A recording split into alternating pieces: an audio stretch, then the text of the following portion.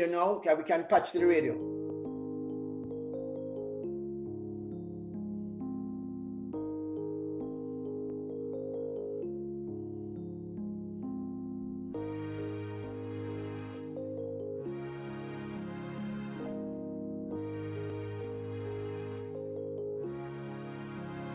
Holy time, the day is ending with the setting of the sun.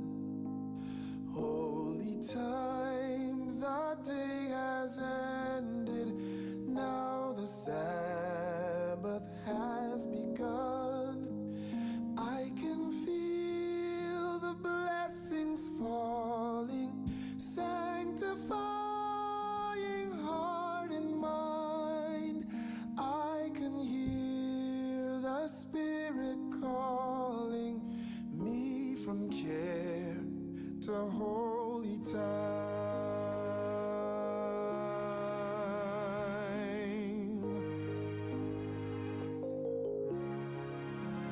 Holy time, now God is with us. I can feel His presence near.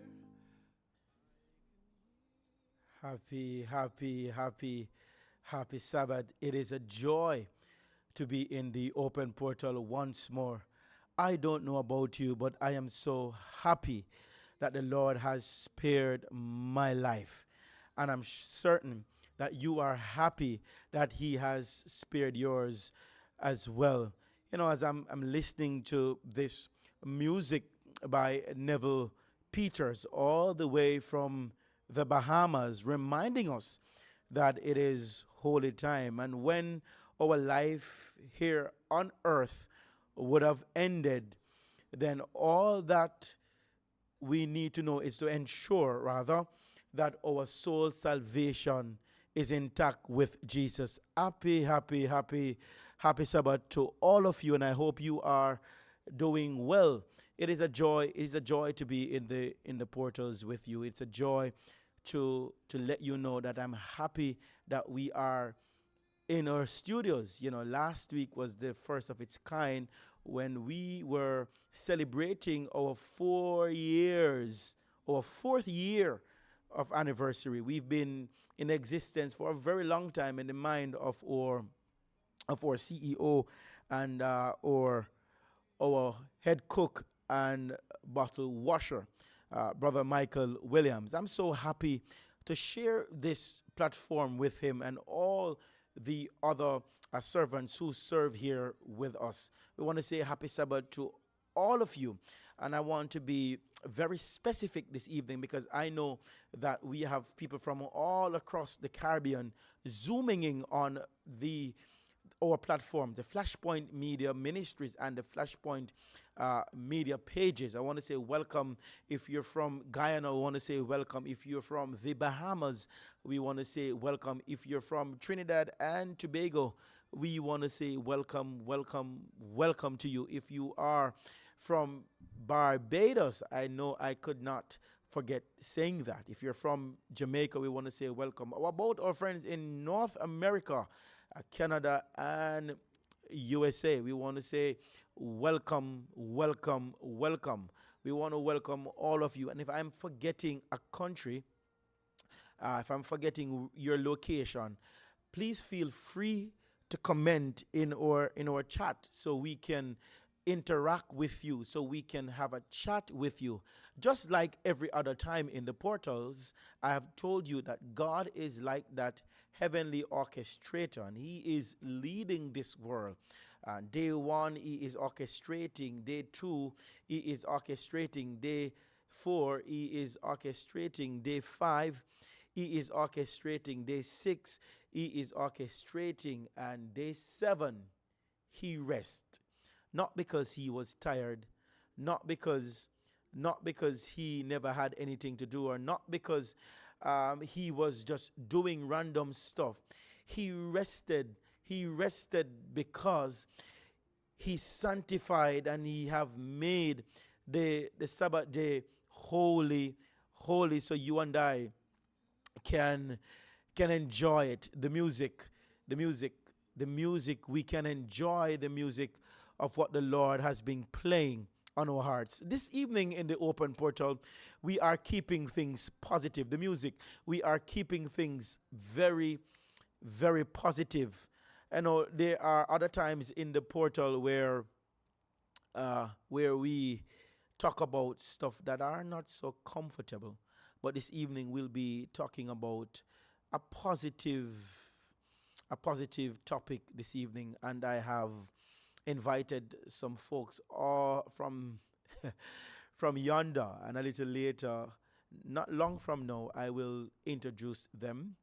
And I'm hoping that you'll give them the flashpoint welcome. You will let them feel welcome. And I also want to let you know that we have launched Caribbean Connect, Caribbean with a K. And we have different young people, young professionals from all across the Caribbean galvanized in one space. And we are on the mission for the Lord because we are cognizant that the Lord is coming again. I'm happy that it is Sabbath. I could not wait. And I want to say thanks to all of you who have celebrated with us and are still celebrating your well wishes, the greetings, and the text messages of the same that you have sent to us. We really appreciate them. We appreciate you. For our subscribers who have subscribed to our pages and have been following the content that we make daily, we want to say thank you. For our VIP members, both old and new, we want to say thank you, thank you. So yes, so this evening we'll be talking about godly dating. And by inadvertently, I'm really saying that if we are doing it the godly way, then you will be able to identify the ungodly way. Sometimes we focus so much on the negative that we don't even reemphasize the positive. And I'm trying to say that tonight we'll be looking at the green flags. We'll be looking at the green flags. And by looking at the green flags, we are also identifying the red flags. But we want to keep it positive. We want to keep it holy. We want to keep it healthy. And we want to keep it friendly. But I'm also cognizant that it's also Black History Month. And just before I go into the same, I just want to introduce our guest this evening. First, we have Tamara Nerville. She is from the beautiful island of Barbados. Yeah, the Web Cinco biscuit people.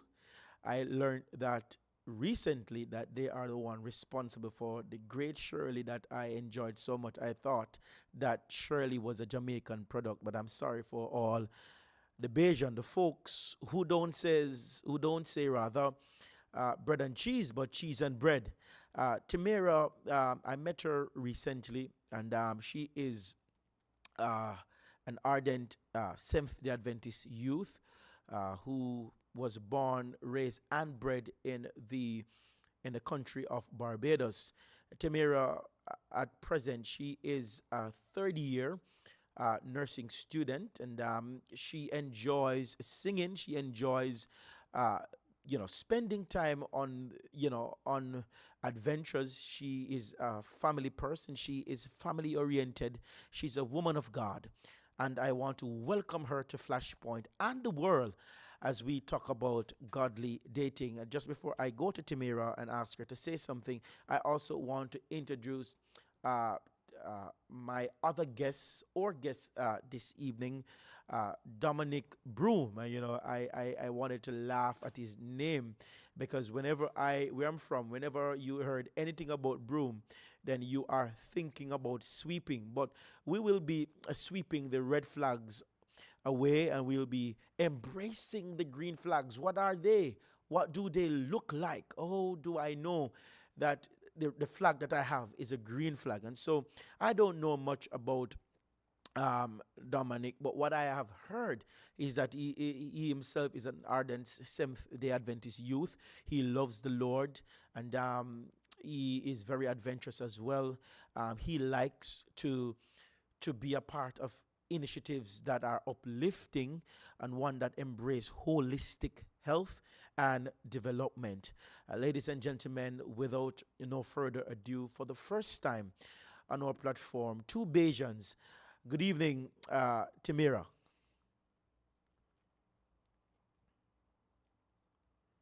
Good evening. Hi. Happy Sabbath. How are you Ha- doing this evening? Happy Sabbath. I'm fine. How are you? Thank you for asking. I am tired, but I am glad it is Sabbath because I'm getting a chance to rest. Let's praise God for that. Definitely, definitely, definitely. Timira, don't go too far. Dominic, good evening and happy Sabbath to you, my friend. Hi, good evening. Happy Sabbath, everybody. Yeah, man, good evening. Dominic, let me ask you something. Let me ask you something. Have you subscribed to Flashpoint as yet? The YouTube channel?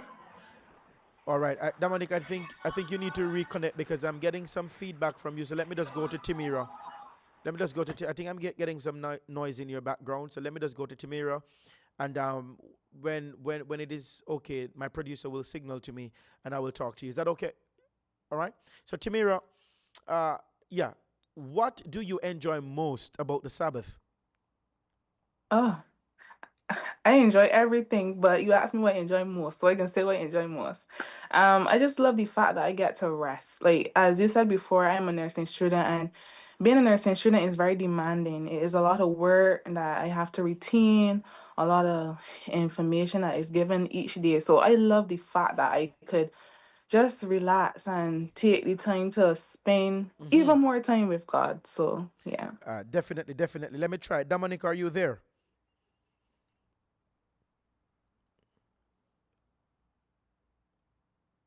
All right, Dominic is sorting out his sound. As soon as he gets back, then we'll have a chat with the man from Barbados.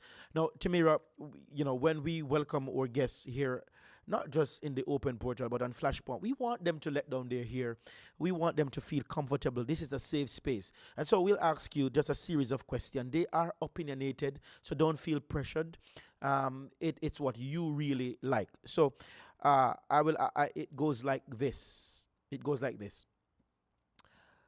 AY or Bible class, which do you prefer more or most? I prefer a way. All right, you prefer AY. All right, Sabbath school or Pathfinder. Um I'm not in Pathfinders anymore, so I would have to say Sabbath school. So you're gonna say Sabbath school. You're a singer, so Yeah. I have to set you up. Hymns or contemporary gospels. Oh, that's a good one. I prefer hymns. We can go with hymns. You prefer hymns. Uh, Yeah. Baptisms or baby christenings. Baptisms. Baptisms. All right. Yeah. All right. A saint that died in Christ or a saint that got married. A saint that died in Christ or a saint that got married. A saint that got married. A saint that got married. All right. Yeah. We say you're not into the debt. You're into life and for richer for richer. Yeah. All right. So we wanna welcome you to the portal. Let me see if Dominic is back. Dominic, are you back? Yes, I am. Can you hear me better now? Perfect. There goes the man from Barbados. Dominic, good evening and happy Sabbath. Happy Sabbath to you as well. All right, man. Were you hearing the questions that I was asking Tamira? Yes, I were. Yes, I was. Yes, I All right. was. Here goes. Here goes. No, Dominic. AY or uh, Sabbath school? I would say AY. You'd say AY. Bible class or Pathfinder? Pathfinders. Pathfinders. Sunday night meetings or Wednesday night? Sunday night. Sunday night. Contemporary hymns or no, contemporary gospels rather or hymns. I prefer the hymns more. You prefer the hymns more. All right, all right, all right. There you. There, well, hold on. Baptisms or baby christenings? Baptisms, of course. Baptism. A saint that died in Christ or a saint that got married? That's an interesting one. um, I will go with a saying I got married. All right, all right. So I have one question for Timira, and I want you to answer the same.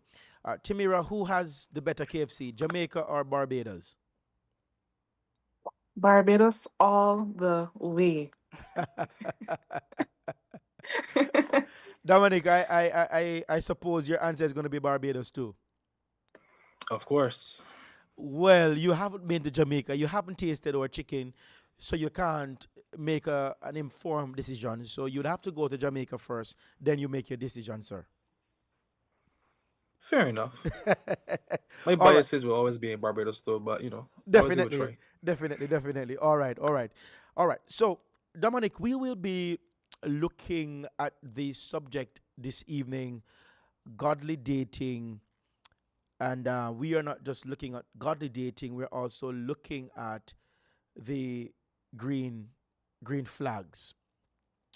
Dominic, when you see the term godly dating, what comes to mind? Like, what is your ideology of godly dating? How do we date godly?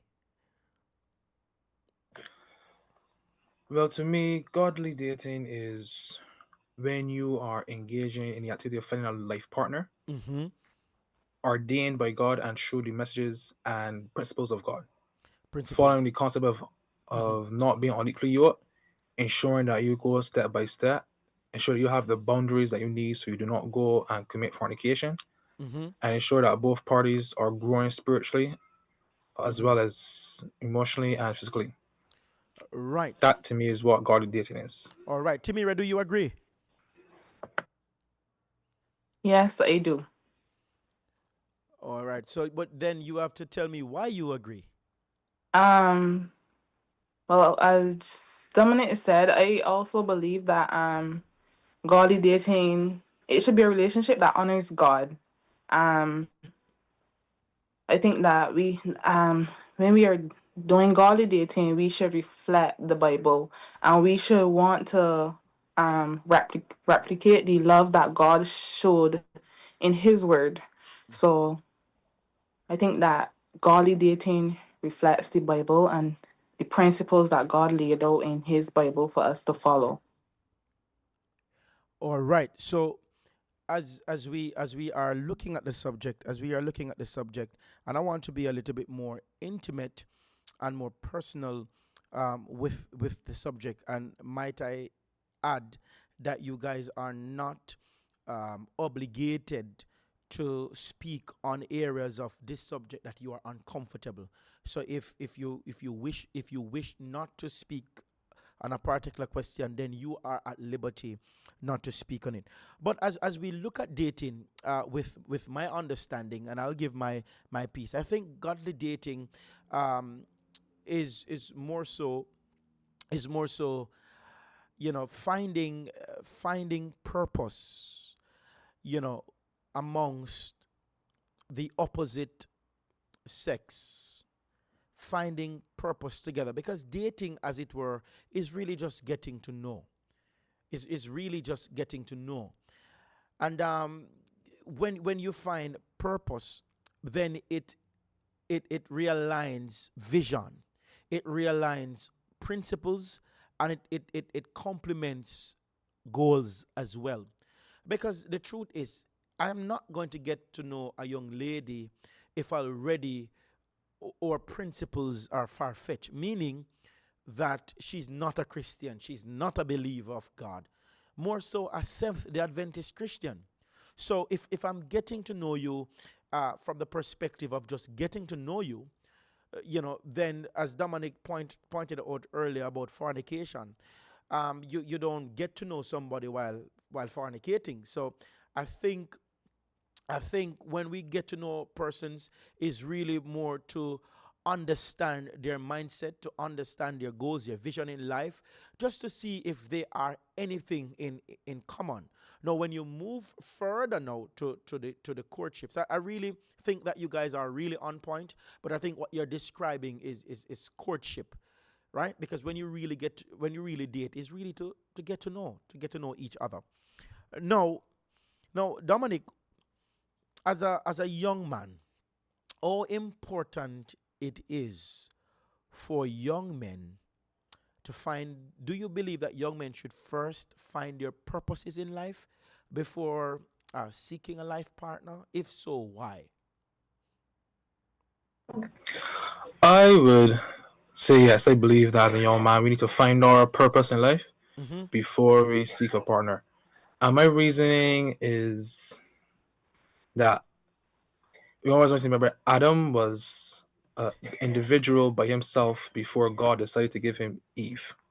Adam lived a life by himself before God decided to say, okay, you are alone, let me give you a wife. Uh-huh. Which shows me that as a young man, we need to find our own individuality, our own identity as a Christian Mm-hmm. Mm-hmm. before we can expect to be in a relationship with a young lady.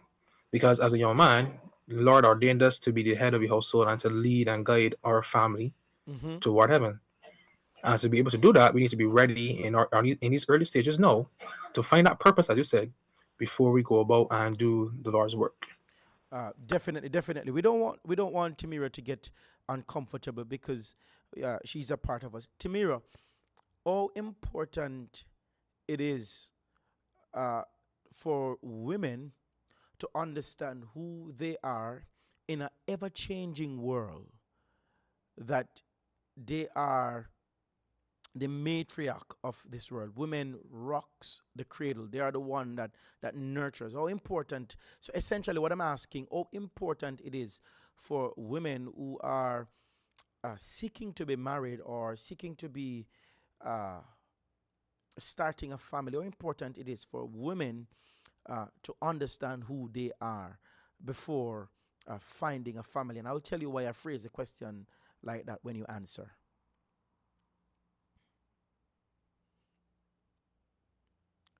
Tamira.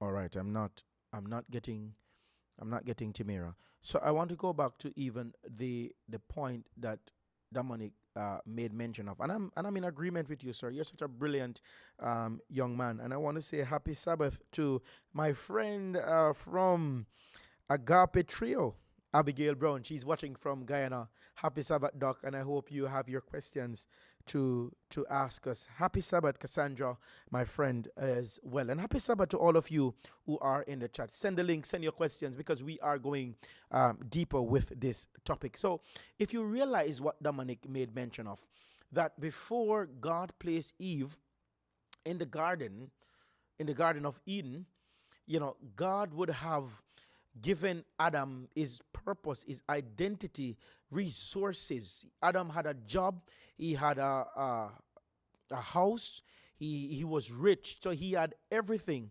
And Dominic brought it home when he said, that he had a place to stay and he spent enough time with himself. The problems that we find in dating relationships or courtships or even in marriages today, is that persons would have not found their purposes. Persons would not even enjoy the gift of singleness, because there are a lot of folks out there who think that marriage is the ultimate form of happiness and singleness is a curse. No, no, no, no. I believe that happiness should be shared, because if you are going into a conjugal relationships thinking that the other person will make you happy, then it is connoting that you yourself is not happy. And so you got to be happy before you get yourself entangled in the same. And watch this: Adam spent enough time with himself, that so much so that he knew that one of the animals wasn't for him, one of the beasts of the field wasn't for him. And so at no point we find in scripture, though Adam was lonely, he was saying, hey, maybe I could maybe try to be with one of the lionesses or try to be with one of the ants. No, he knew that none of those beasts were bones of his bones. Um, and so as we move on, we are looking at green flags, and or anchor text tonight is First John 4, First John 4:19.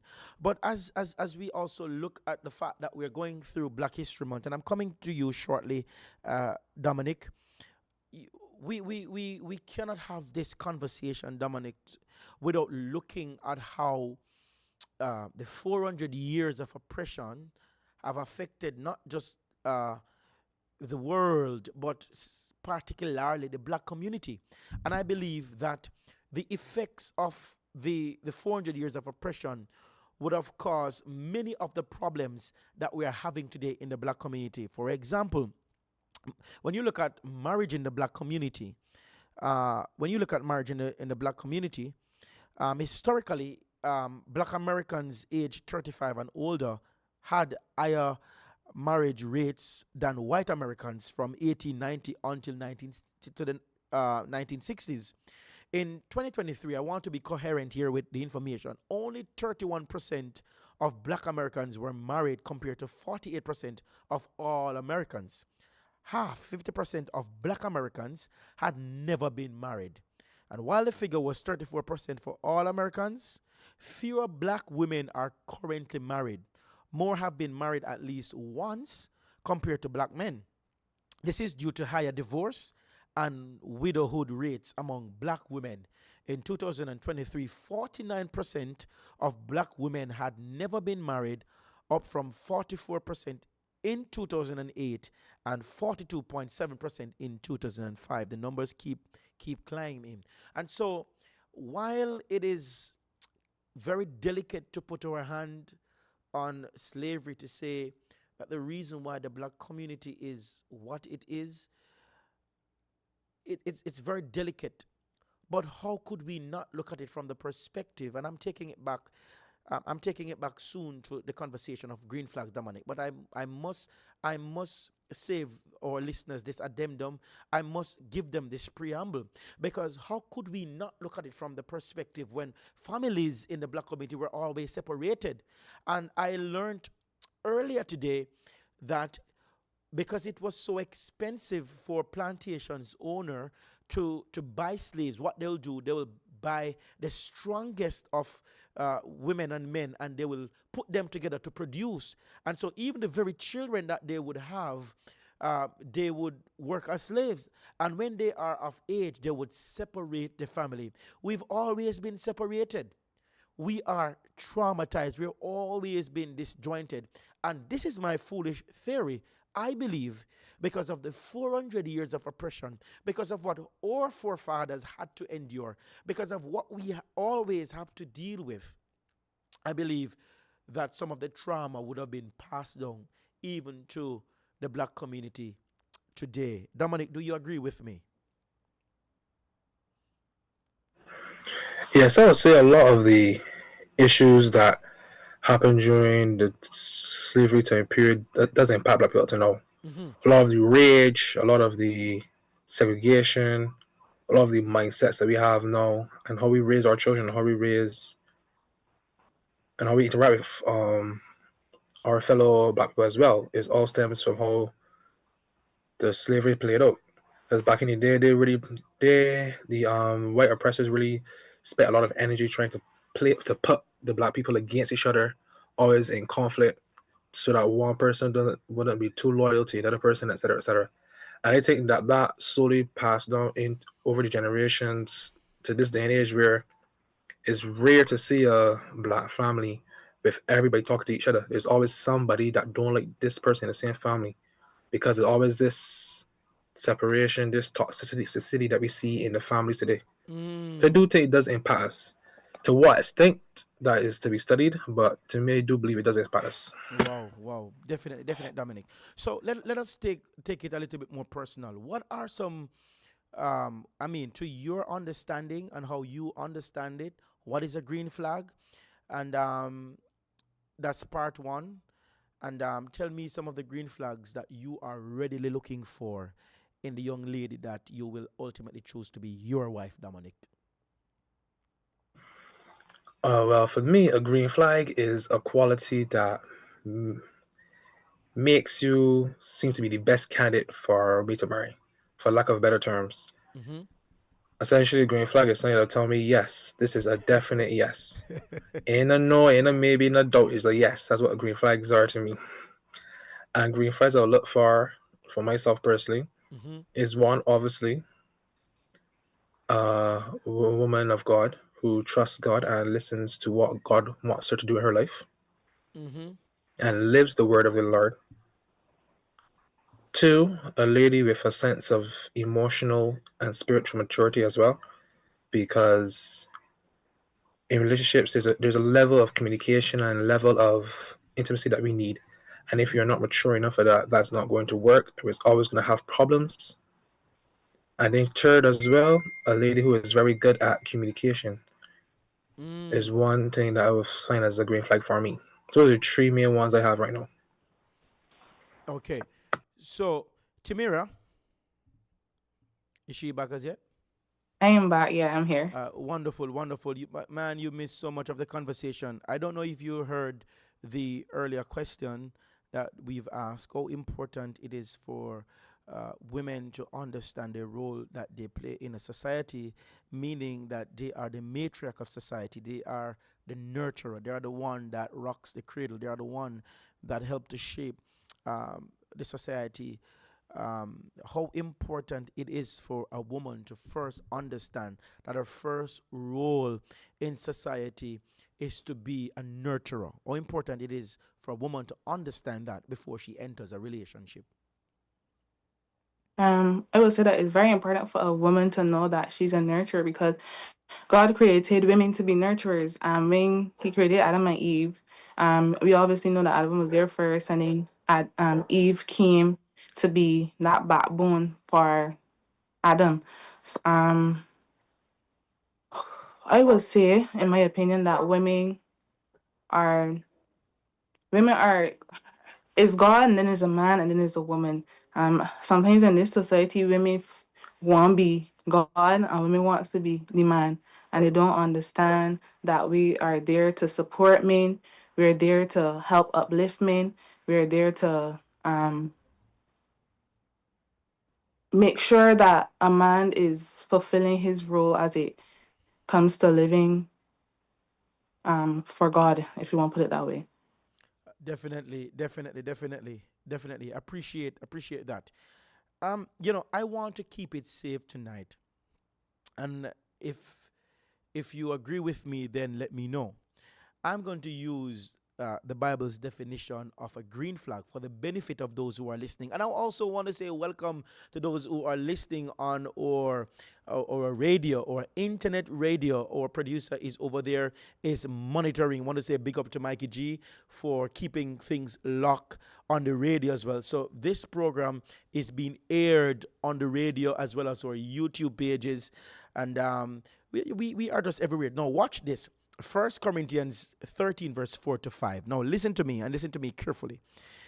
If it is that what you consider to be a green flag, or some green flags that you're looking for, if it's not extrapolated from the context of First Corinthians 13, 4 to 5, then man, we may have to relook, and we may have to revise earlier. We may have to ensure that we get some of these things in our wish list and in our books, in diaries for women.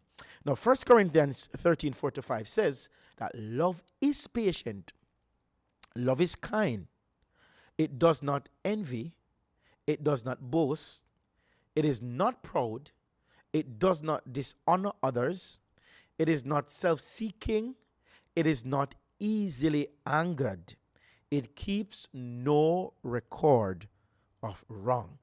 Now, if I were to go with just the first three words, love is patient, and if you realize what is happening there, um, is now working as the verb. Love is patient, and is an auxiliary verb. These are state of being verbs. So as long as there is love, what it is saying, there should always be patience. So green flags, as it were, you must be patient. You must be patient. Love is kind, right? So you can't go into a relationship, courting, and you're unkind. people who are selfish should not be in relationships. As a matter of fact, they should be on a world by themselves. It does not envy, right? Can't be envious. There are so many relationships today that would become ravishing relationships or ravishing marriages if folks weren't envying each other. Can you imagine how could you be sleeping on the same pillow but yet envy each other? It does not boast, right? It is not proud. There's no time in the Bible where the word proud has been used and it has been used in a good context. It does not dishonor others. So it can't be that I'm in a godly marriage or I'm in a godly courtship or dating, but I am only honoring the person that I'm with, but yet I'm dishonoring others. And if you are in a relationship where you have to watch how they treat others, watch how they treat their moms, watch how they treat their dads, watch how they treat people, right? Because it's not long from now that they are going to do the very same thing with you. It's not easily angered. It's not easily angered. And it keeps no record of wrongs. Dominic, you've heard 1 Corinthians 13, 4-5. Are you adding more stuff to your green list or to your wish list? Well, First Corinthians 13 is actually one of my favorite Bible verses. It's actually my favorite chapter, and I study it a lot. I even wrote a sermon on it a while back as well. And I would say that when I said in my wish list that she should be a woman of God, First Corinthians 13 was a part of it. Because to me, First Corinthians 13, the love chapter, is teaching us how to be a Christian as well. Because if you look at it, it doesn't list any really emotions. It lists characteristics. Right. It lists things that we need to practice, actions that we need to conduct in our life. And to me, love is like a lifestyle that we need to live daily. Which is why the Lord asks us to be loving, to love our neighbors, to love our enemies, to do all these things, because it's a lifestyle. It's not something we can just miraculously do anymore and just get like, yeah, let me just love everybody. It's something we practice. It's something that we do daily, and something we can only achieve through God. Which is why, if everyone's wish list is to have a man or woman of God, everything in First Corinthians 13 should always follow in that umbrella as well, because it is the main purpose. Wow, definitely. Timira, as we reiterated earlier, that we are looking at the positives tonight. And so we will not be talking about the relationships that are not working. For the ones that you are aware of and are working, why do you think those relationships or marriages are working?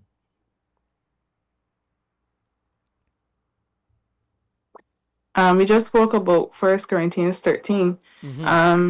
I believe that relationships are working because they adhere to 1 Corinthians 13. We all know that relationships aren't perfect. We were born in a world of sin. I am a sinner. I will have a partner who is also going to be a sinner. Yeah. So when we forgive and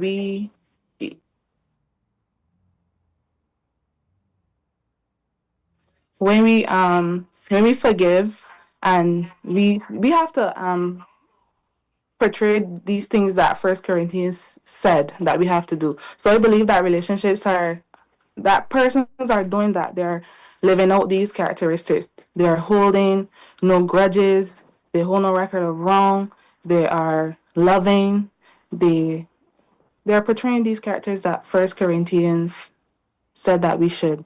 And I also want to add that 1 Corinthians, as Dominic said, it is not only for relationships or dating.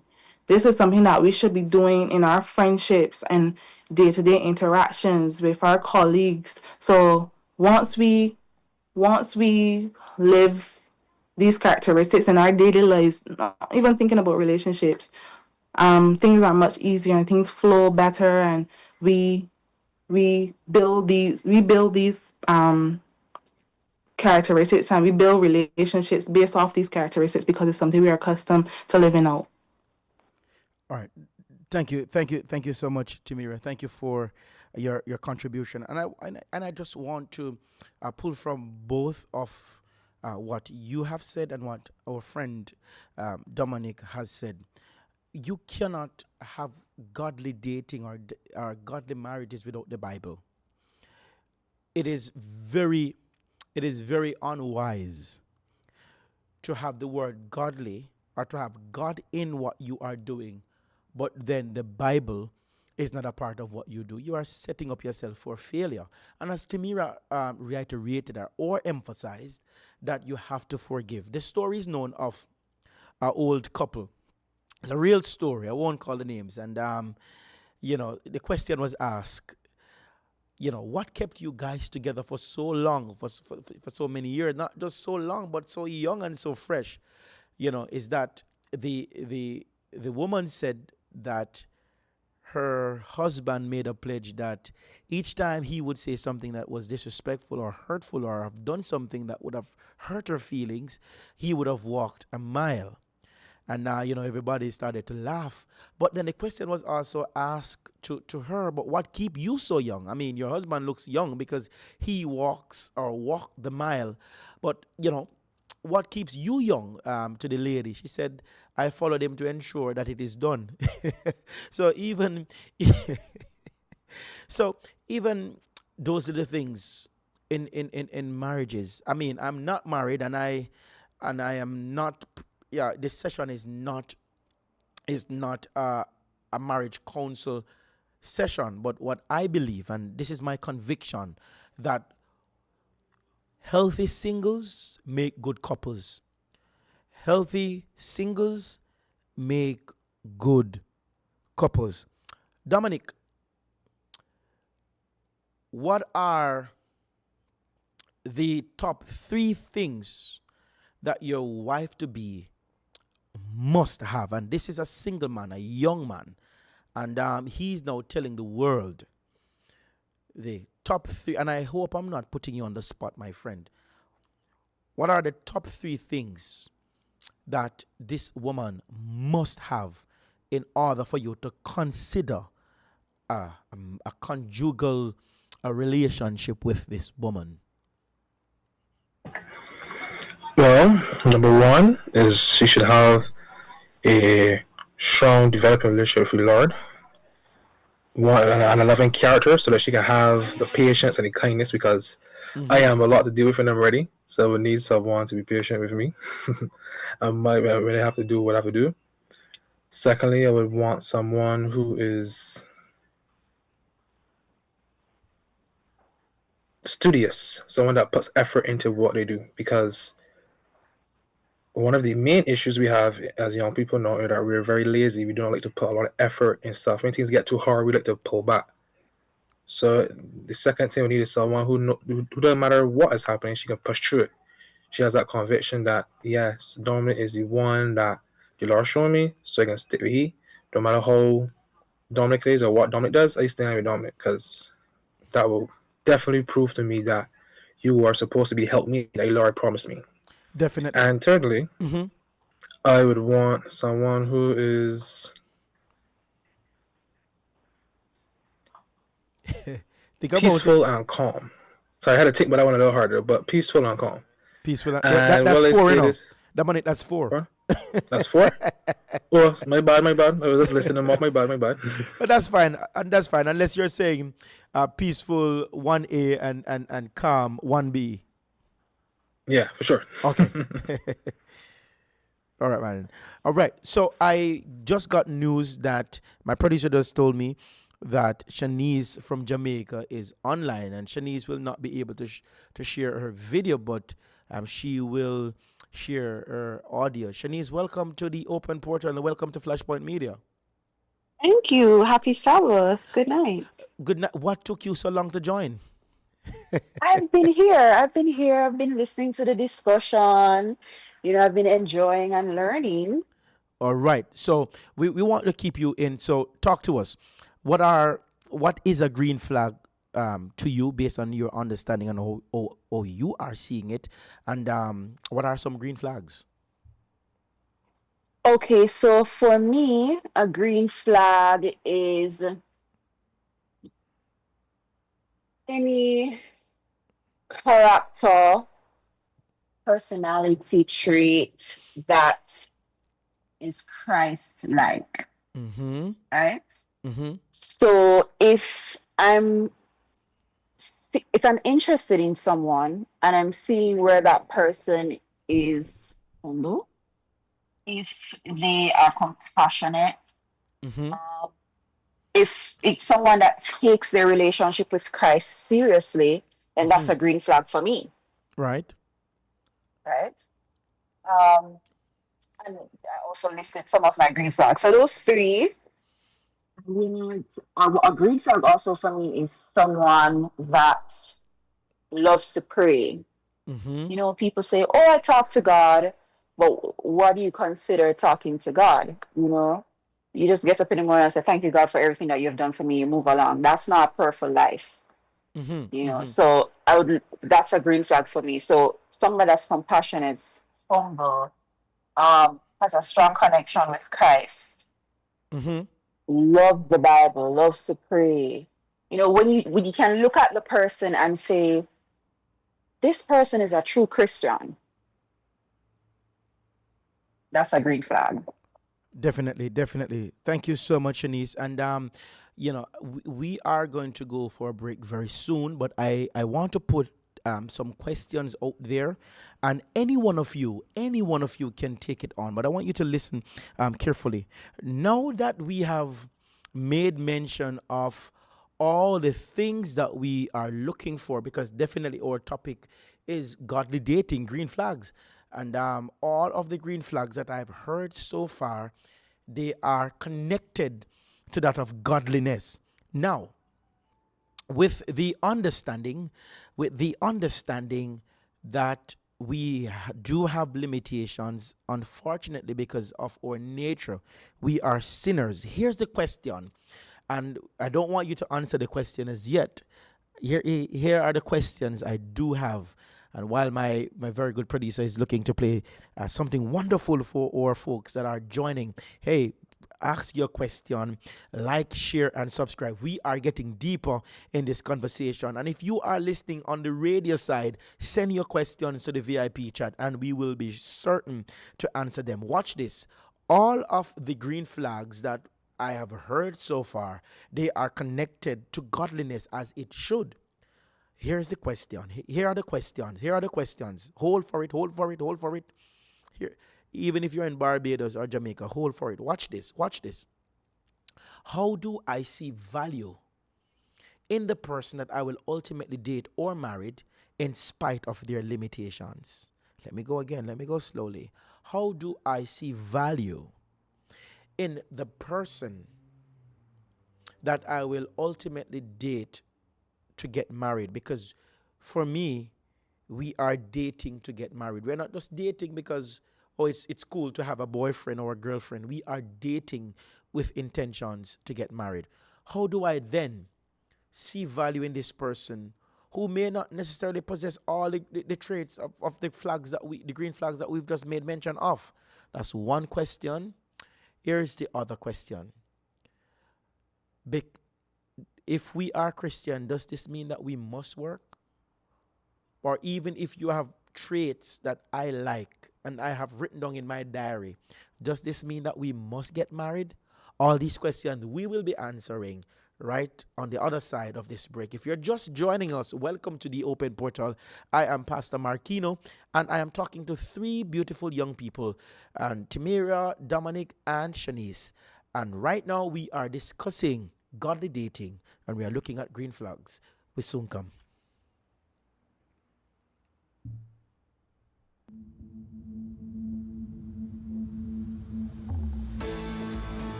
From the east to the west, with the heart of gratefulness, lift up your voice and sing, lift up a shout of praise. Oh, there's only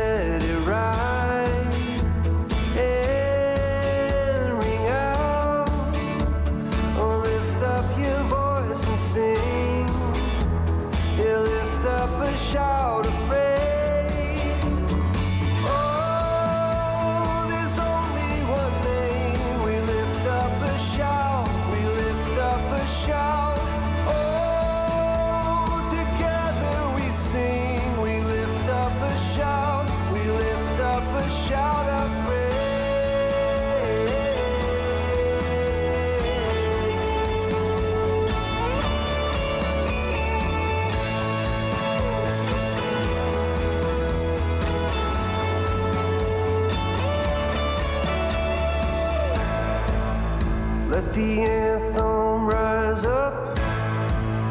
Let the song ring Right. out.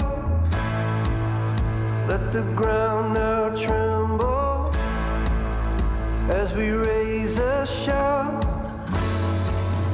Let the anthem rise up.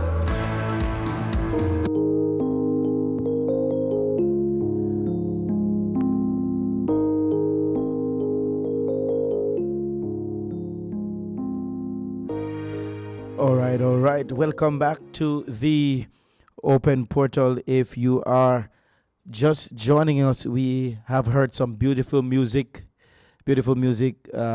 just now. And we are having, I believe, a very good discussion so far. And I am talking to three beautiful individuals: Shanice from Jamaica, both Tamira and Dominic from Barbados.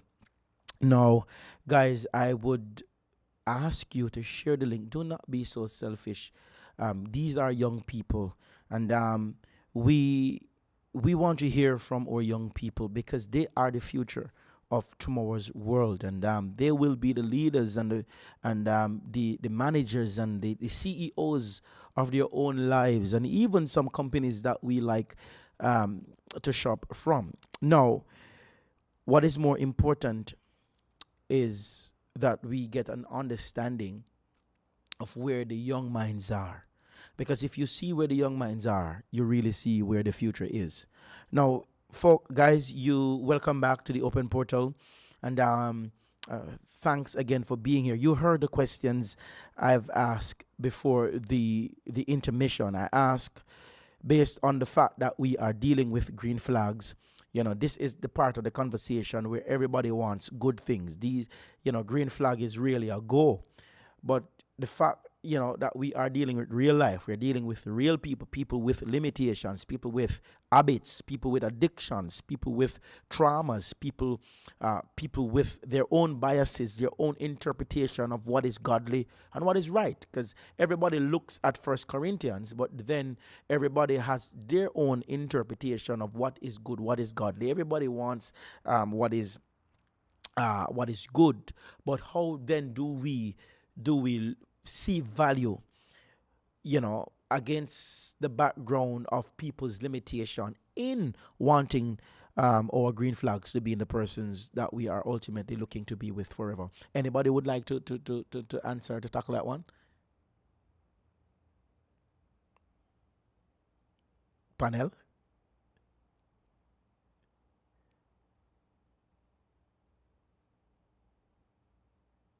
Shanice? If you could just repeat, you asked how do we see value in?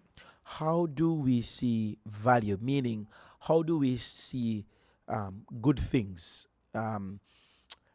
in the person that will ultimately married, irrespective of their flaws? Because I'm certain that the person that you will ultimately marry is not perfect, because you made mention of the things that they must have, right? But they do also have limitations against the background that they are not perfect. How do I see value in the person that that embrace the very same green flags that we are looking for? Understood the question? If not, I'll phrase it a different way.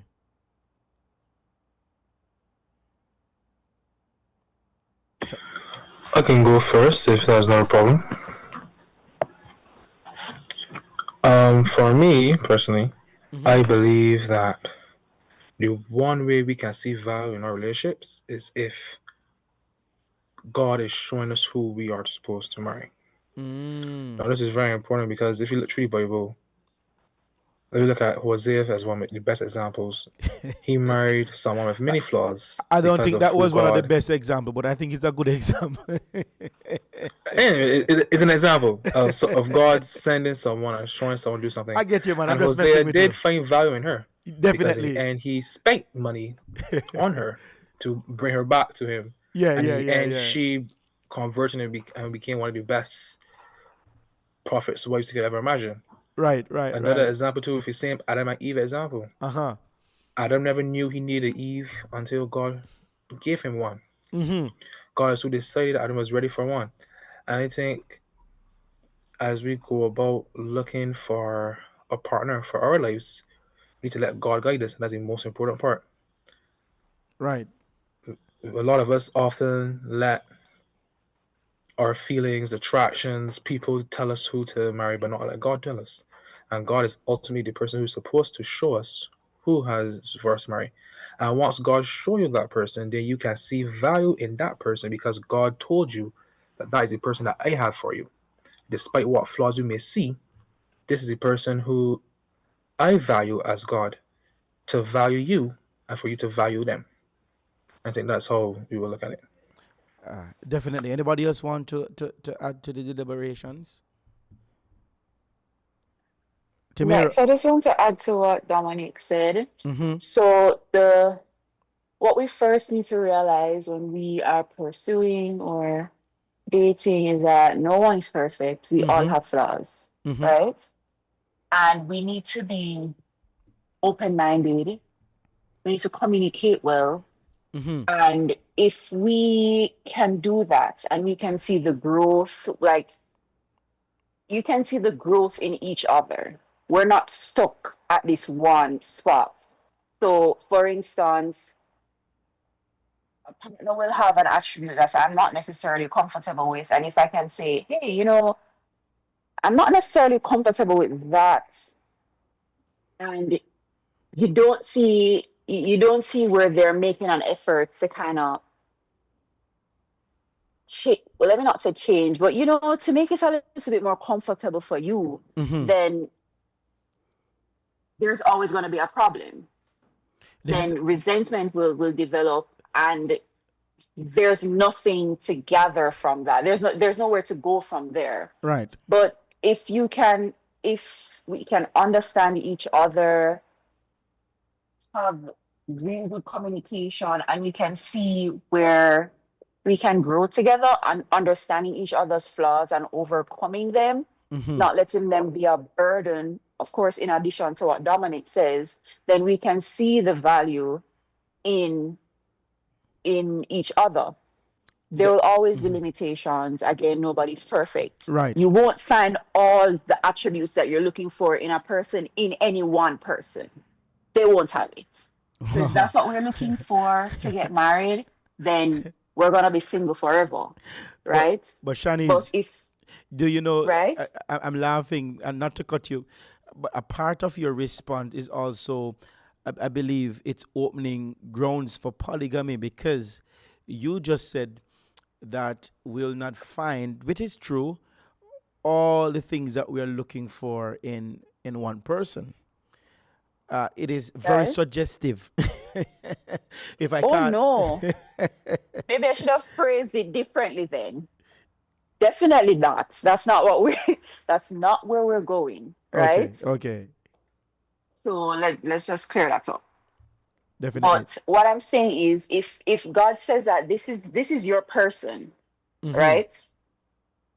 That one person will not have, because we all have our list that we jot down. You know, Definitely, definitely. things that we're looking for. We think we want it, but God knows that's not what we want. Or God knows that's not what's best for us, Definitely. right? So we have those things jotted down, and we're saying, "Oh, this is what I want." But when you find the person, they may not have all of those things, but because God is saying, "This is your person," He's made this person for you, and He knows what's best for you. Mm-hmm, mm-hmm. Then that's where you see the value. Definitely, definitely. Now here's my next question, Timira. Uh, and I may go deeper because I'm keeping it real and I'm keeping it jiggy.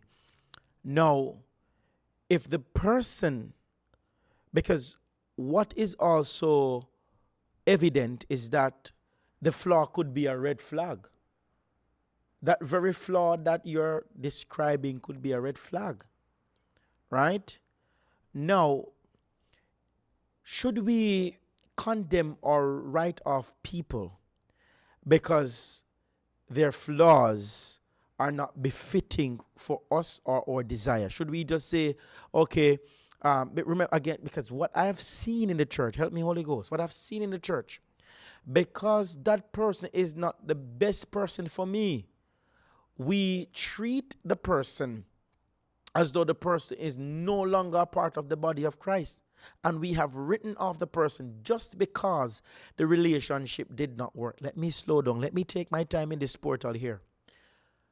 What I believe, the person may not be best for you, but the person may be good for someone else.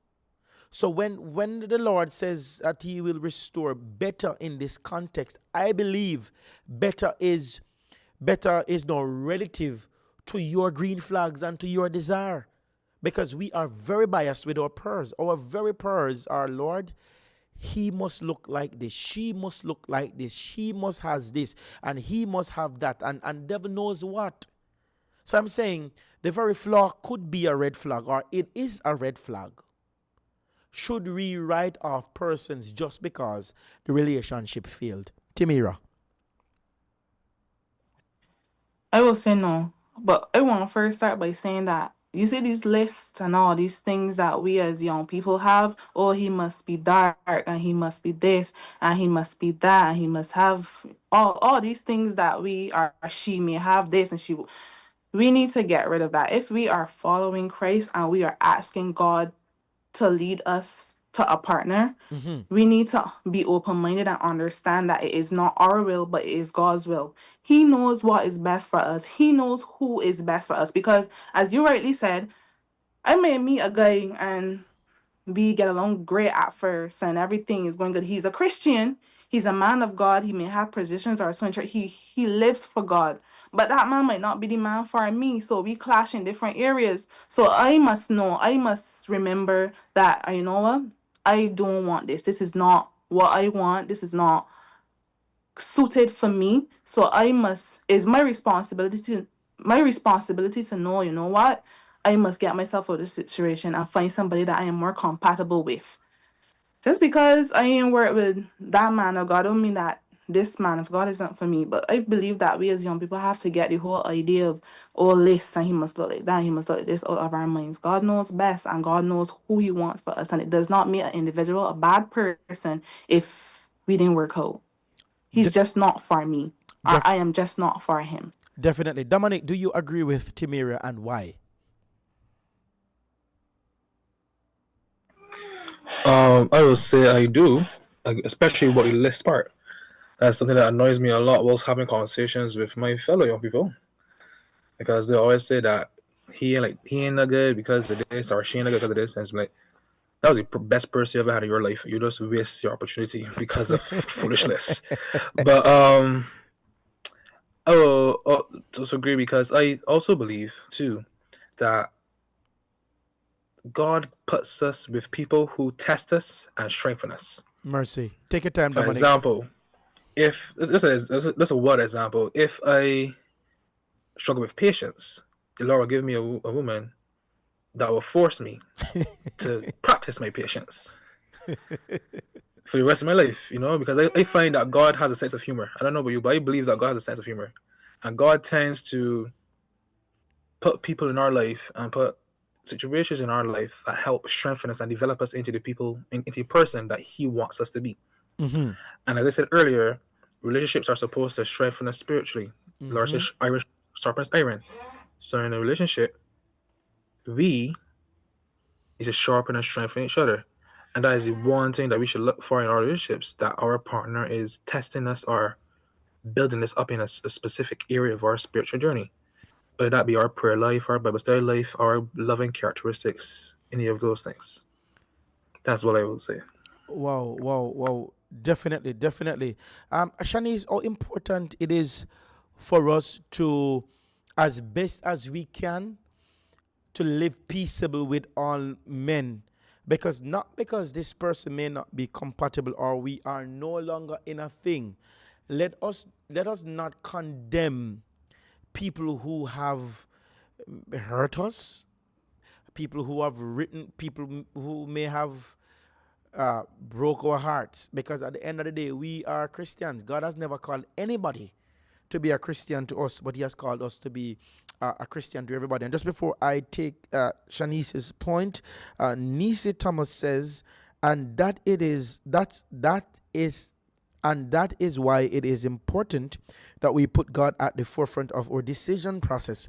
It will afford us with the patience and tolerance that we need in order to deal with these flaws. She also says that we also need to remember that only God is perfect. With that being said, Shanice, what are your thoughts?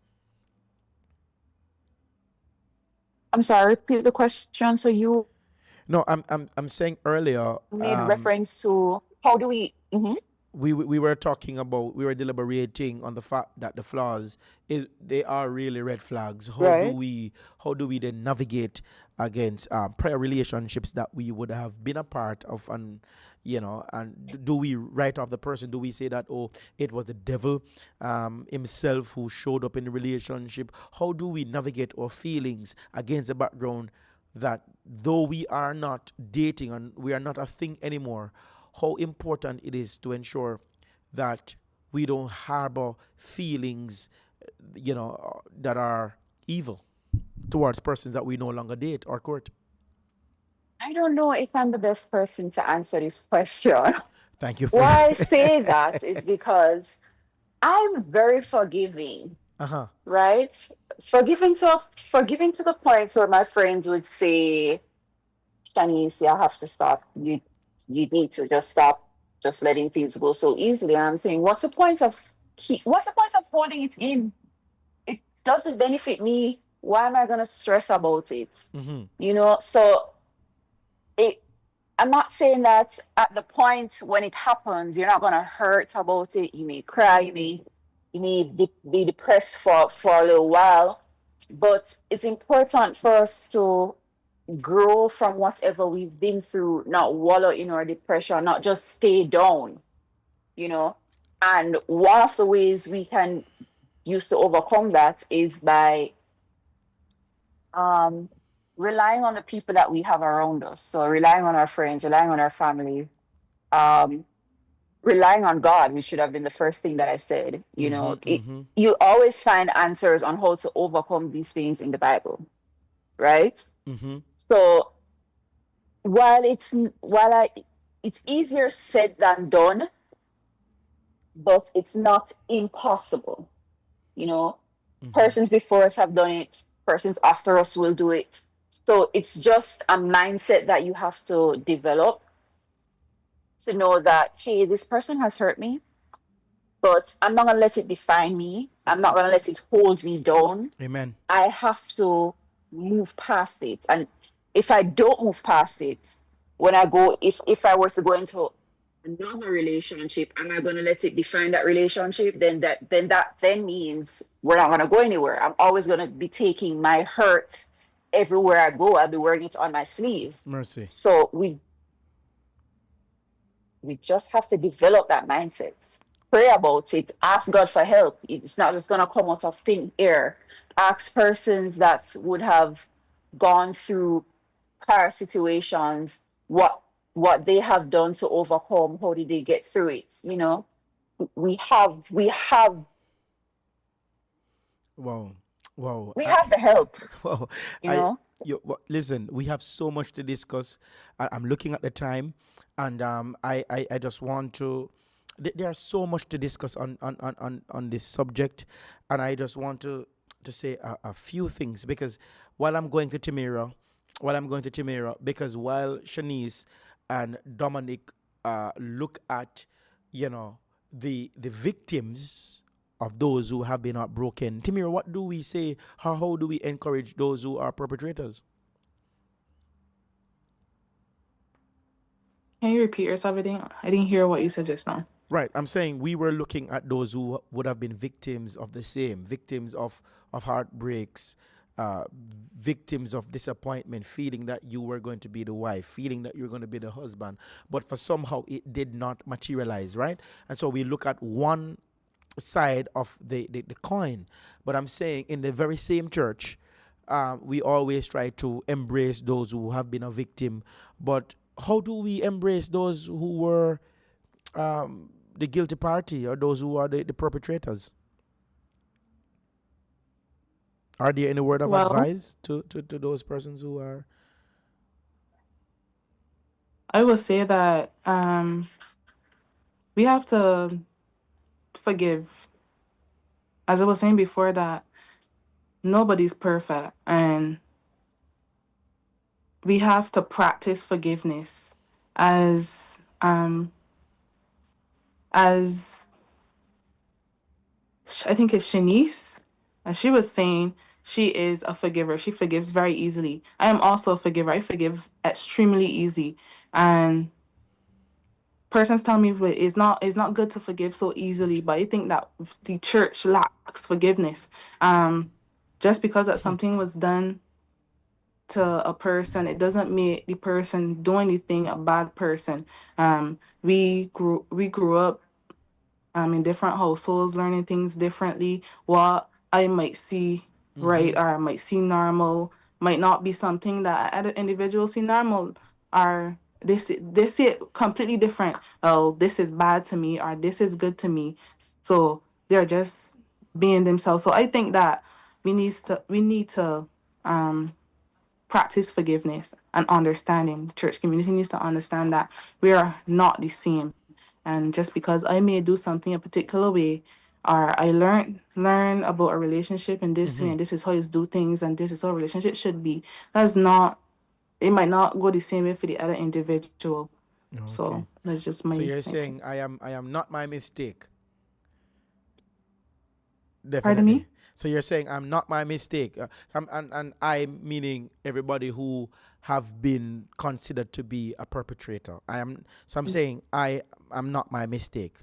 No, you're not. Nope. Definitely, definitely, definitely. And I see Shanice have some fans here.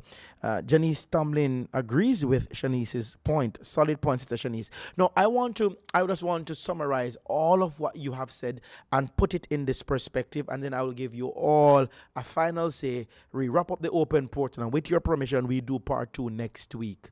And we'll talk off off here because I'm looking at the time, and it is Friday evening, and we are at different time zones, and so we want to keep it jiggy, we want to keep it balanced, and we want to keep it portalic. That's a word that I made up. Don't come for me. No, watch this. Watch this. Based on all of what you have said, I will just summarize it based on and give my own perspective as well as biblical narrative. So I'm summarizing everything. I hear Sister Shanice that, and she made mention of forgiveness. Forgiveness is good. And we've been taught, especially in this westernized world, that we shouldn't forget, or we should forget. But I disagree with that perspective. We should not forget.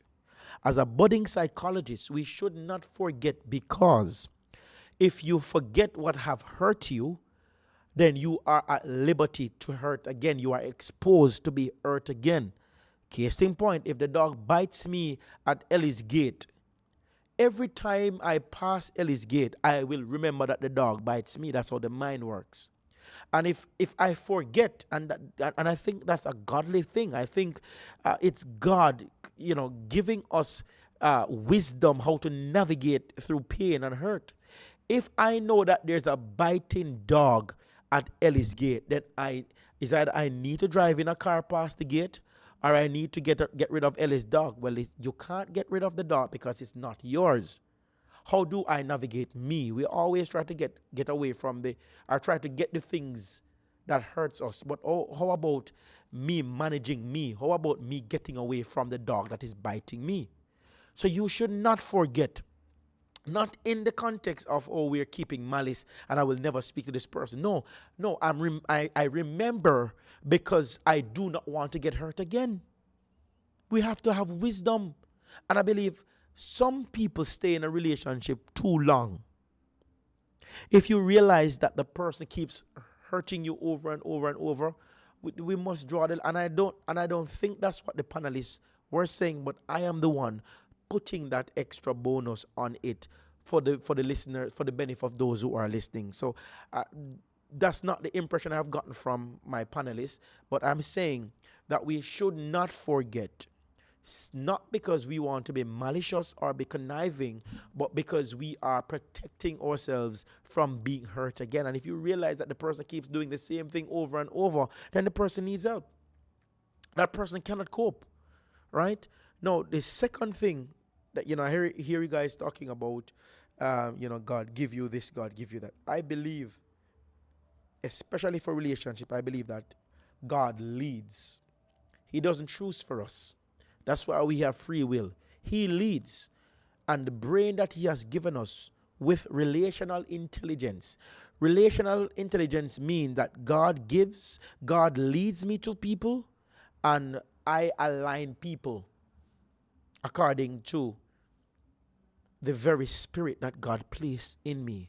And that's why God allow you to choose, because he has given you enough wisdom. He has given you enough Holy Spirit to choose. That's why he doesn't choose for us, because he has given us enough resources that when we decide to make a decision, we are making us righteous and a conscious decision. That's why he doesn't interfere with our choices. However, we need to trust the process, right? You making a conscious decision, that's a different argument. But I'm saying that God has given you enough to make conscious decision. If you realize that the decisions that you're making is just what you like as opposed to what God wants for you, then you are the problem, right? You being Christians doesn't mean that you will work or you must work, right? You going to the same church, you doing this, doing that, doesn't mean that you will ever work.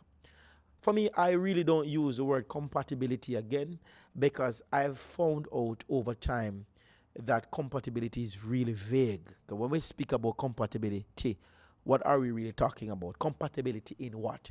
We have educational compatibility, we have financial compatibility, we have compatibility. Compatibility is really a broad topic, right? And sometimes what we desire are really selfish. And so when the closer we get to God, is easier for us to know what God has for us. And I'm saying this to say that Adam was asleep, so he didn't know what Eve looks like until he opens his eyes. He didn't know. He was asleep. He was sleeping. And right there and again, even before he introduced himself to the woman, he started flirting with the woman. Bones of my bones, flesh of my flesh. You know why?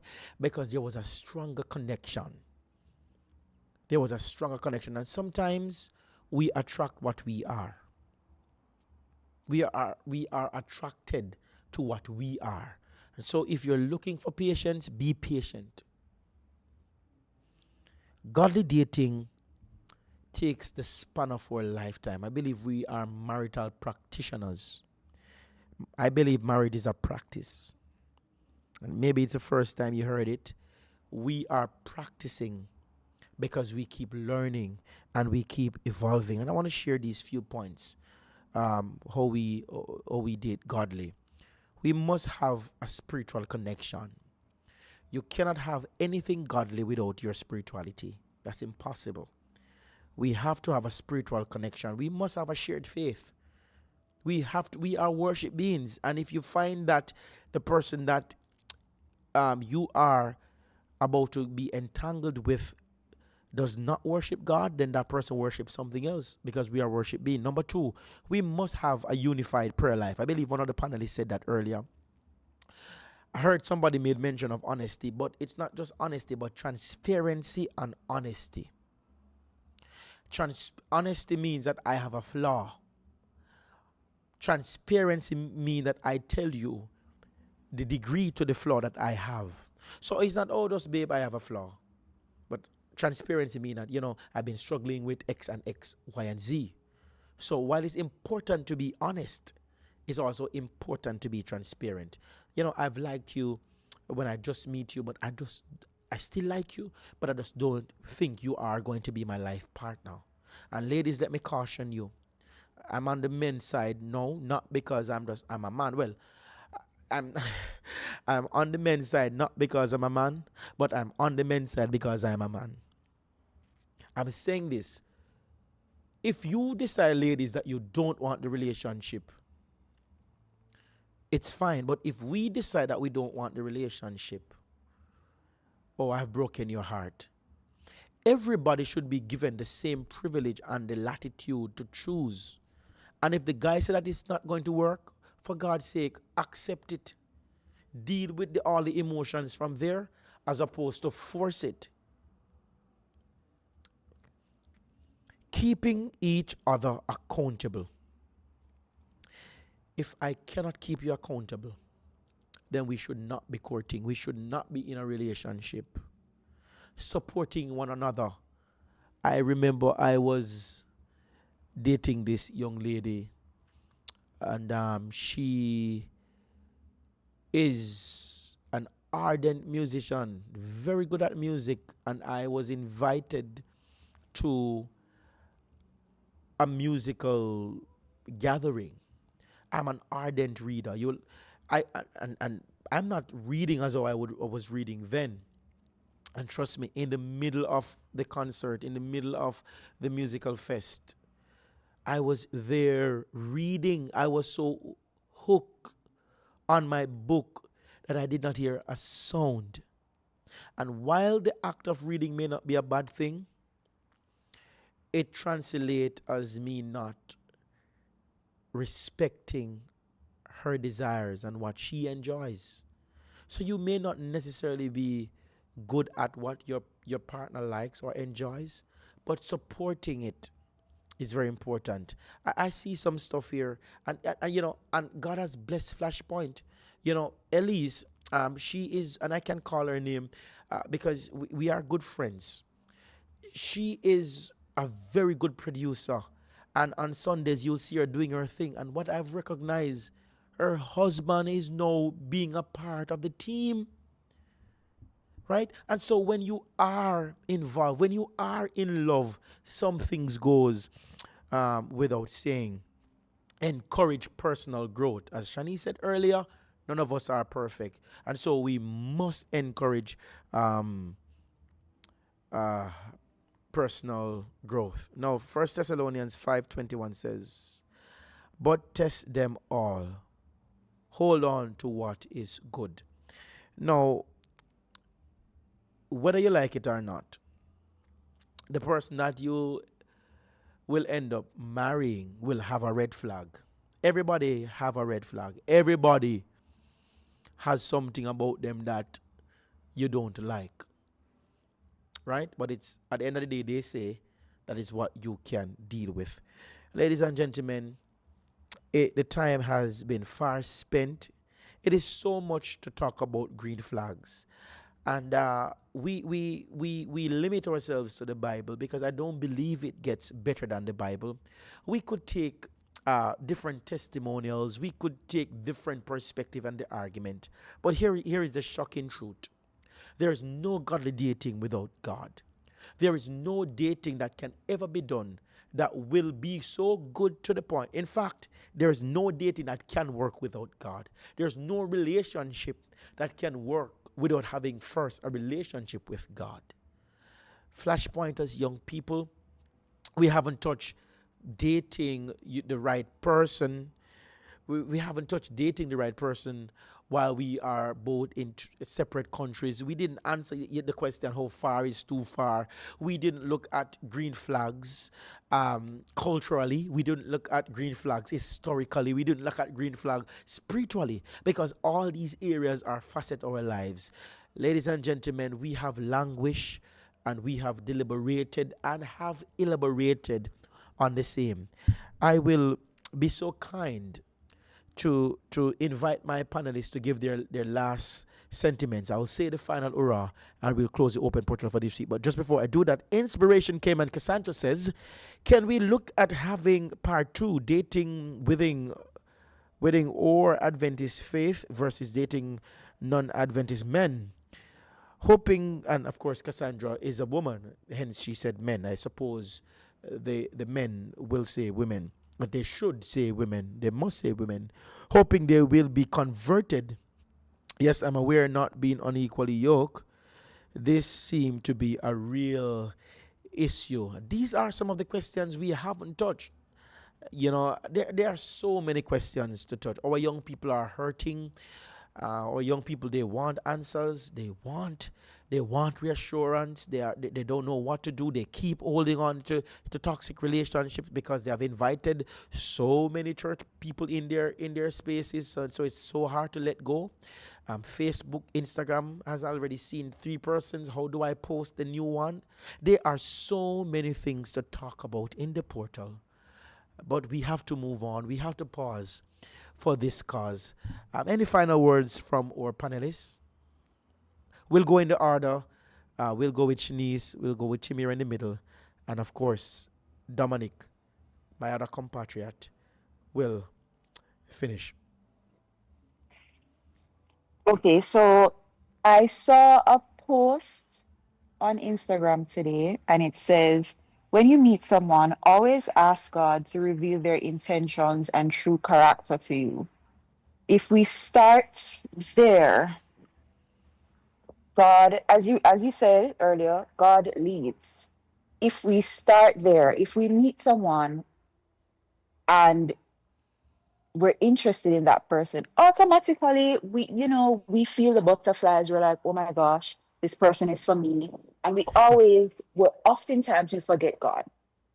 Mm-hmm. So if we start there, Yeah, if we ask God, let me know, what is this person's purpose in my life? He will reveal it to us. You know, he will guide us through it. He will tell us, hey, this person is not for you, this person is for us. It's for us now not to be stubborn and not listen to what he's saying. Oftentimes we are the reason why we end up feeling hurt, depressed, disappointed, because we weren't listening to what God was saying in the first place. We want to see for ourselves. So that's what I want us to take away from our discussion. definitely, Let God lead. Let Him definitely. be your guide. Ask Him. He will let us know. Cassandra, I'm saying Cassandra. Shanice, can I interject? Sure. This is my opinion. If I have to ask God to reveal that person intention, that person is not for me. I shouldn't have to ask God to reveal the intention, because honesty means that I tell you my intention. Hmm. You get what I'm saying? So if I have to go to the point where I have to ask God to say, um, reveal this person, what I'm asking God to do is to do something that the person is not willingly do, that the person should do as a mature person. Maturity means, and honesty means, that I say what my intentions are. You get where I'm coming from? Hmm. Right, but I mean, next week, if I'm hoping that you are available, then you will turn on your camera so we can have a good discussion. Definitely. Definitely. All right, thank you. Timira. I just want to leave 2 things. Number one, I want to say trust God, trust His timing, Mm-hmm. trust His saint, just trust God. Um, don't let it be your own will, but let it be God's will. That's number one. Love yourself. You are an individual by yourself. Mm-hmm. Know who you are. Enjoy your own company. Enjoy yourself. Love on yourself. I think that the relationship first starts with you loving who you are. And then lastly, I am going to say God knows best. Ask Him for discernment. Ask Him for the way to, which is your right way. Make sure you look for a partner who loves God, who follows God, who wants to be led by God. Because as long as you do those, as long as you look for a partner with those qualities,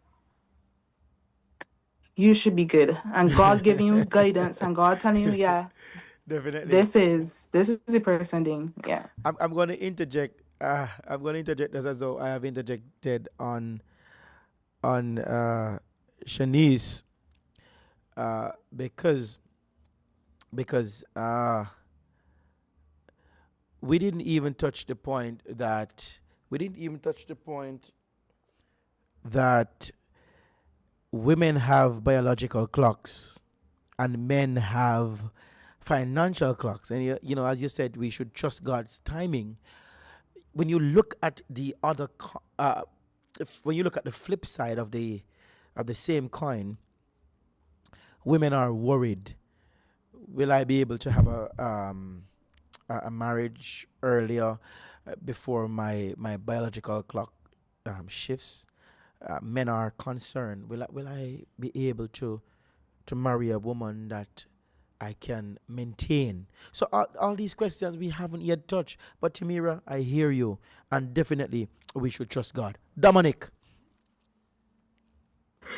Um, while everyone was talking, I had so much things in my head to say, so I'll try to condense it as much as possible because I know there's a time crunch.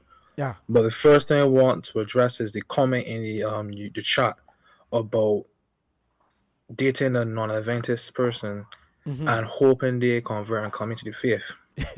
No, I will say, me personally, I am a product of one of those relationships because my father was not in the faith, but due to the work of the Lord, he joined in and he met my mom, and bam, bam, bam, I was brought into this world.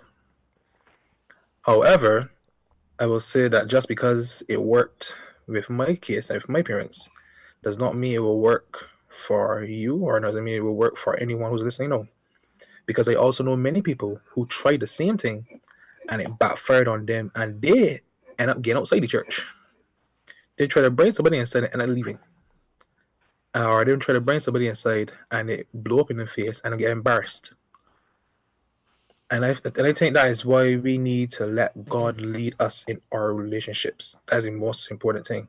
Because God can tell you, yes, that person is Adventist, but I'm telling you that person for you because Yeah. that person can convert and come to you. Or yes, that person is Adventist, that's the best option for you. And I think the most important part there is to have a relationship with God. I think that is the most important thing that we need as Christians. Because when we have a relationship with God, God will guide us and God will show us what we need to do. We wouldn't need to ask God, as you say, Pastor, you wouldn't need to ask God, show me this person true colors. Because because you have that relationship with God didn't even tell you that.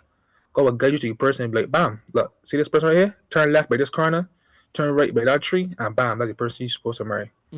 Instead of going to do a whole bunch of searching, God will show you directly who you need to go. Because our relationship with God is ideal.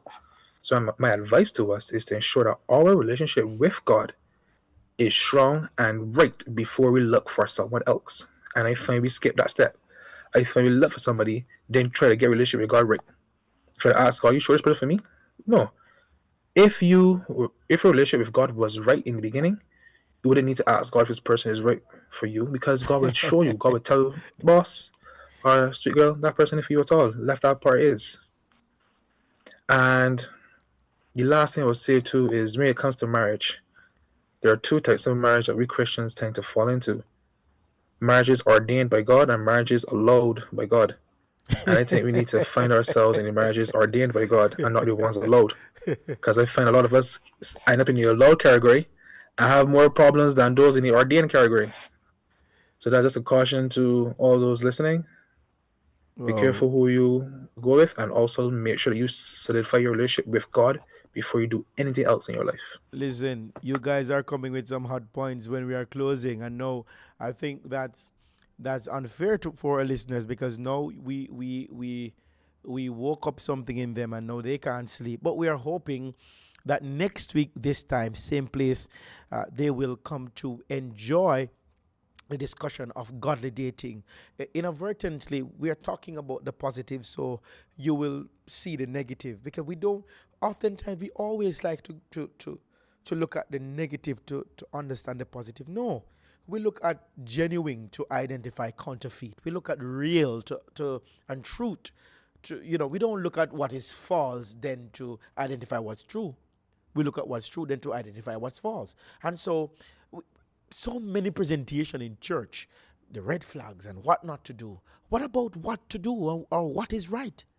And I want to use this platform, Ellie, Richard, Michael, to let people know, to don't take it for granted that people know the green flags. Don't take it for granted that everybody knows. We emphasize the red flags so much that we have forgotten to talk about the green flags. Ladies and gentlemen, boys and girls, the name given is Markino. It has been my joy, it has been my pleasure to talk to you, not just on YouTube, not just on our radio, but right here in the studios of Flashpoint. May God bless you. May God continue to keep you. And I'll see you next week, same place, same time. Godspeed. Ta-ta. Until then.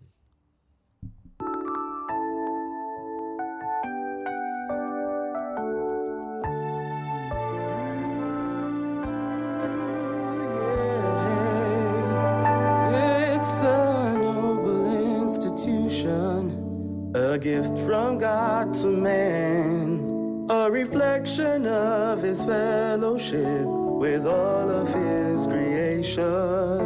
An intimate encounter with loved ones and their faults, still a source for comfort, but most of all for love. It's the origin of innocence, the birthplace of trust, a sanctuary from the cruel and unjust. An inevitable union of different generations, brought to meet each other through the miracle of life. We believe in the family. We believe in the family. Let's find our place at the altar, consecrate our lives through the morning and evening sacrifice. We are bound. We're bound together like a family. The cords of love grow stronger through our unity. By the grace of the Father, The Spirit and the Son, we believe we believe. in the family. Yeah, yeah.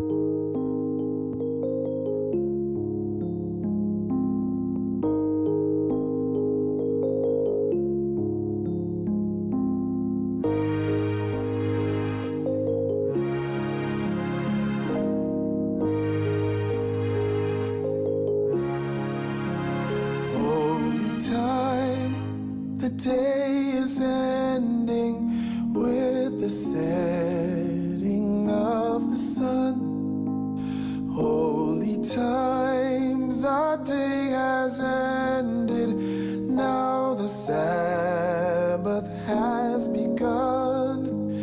I can feel the blessings falling, sanctifying heart and mind. I can hear the Spirit calling me from care to holy time.